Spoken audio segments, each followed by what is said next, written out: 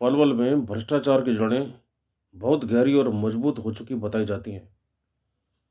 रिश्वत लेने और देने के स्वरूप, स्थल और तौर तरीके अवश्य बदले हैं, लेकिन रिश्वत के लेन देन का खेल निरंतर जारी बताया जाता है। सूत्र बताते हैं कि पलवल में जब कोई वृद्ध, विधवा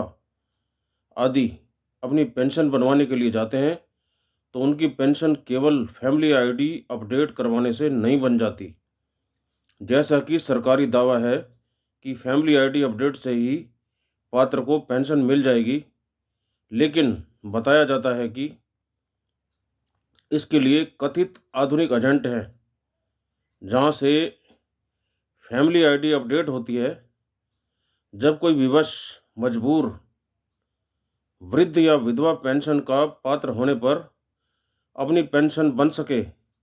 इसके लिए अपनी फैमिली आईडी अपडेट करवाने जाते हैं, तो उनकी सीधे सीधे फैमिली आईडी अपडेट करने की बजाय वहीं उनकी पेंशन बनवा देने की सौदेबाजी कर दी जाती है। बेबस, लाचार और विवश वृद्ध अथवा विधवा इनके झांसे में आ जाते हैं तथा पेंशन बनवा देने की सौदेबाजी 5 से 10 हज़ार रुपये की रिश्वत ले देकर हो जाती है। उसमें भी उस बेबस, लाचार व विवश पेंशन पात्र को महीनों चक्कर कटवाए जाते हैं। ये मजबूर लोग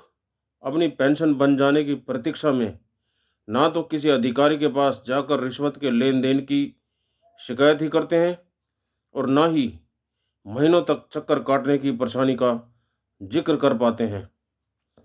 वहीं सूत्र बताते हैं कि पलवल में प्रॉपर्टी की खरीद फरोख्त में एक ओर जहां काले धन को खपाया जा रहा है, वहीं राजस्व की भी भारी चोरी की जा रही है। सूत्र बताते हैं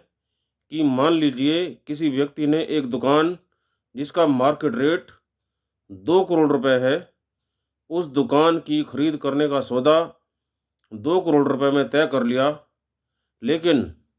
जब तहसीलदार कार्यालय में उसकी रजिस्ट्री करवाने का समय आया, तो तहसीलदार के समक्ष यह दर्शाया गया कि दुकान का सौदा 50 लाख रुपए में हुआ है तथा एक नंबर में यानी वाइट मनी के तौर पर तहसीलदार की निगरानी में यानी कि ऑन रिकॉर्ड दुकान बेचने वाले को 50 लाख रुपए की राशि का भुगतान कर दिया जाता है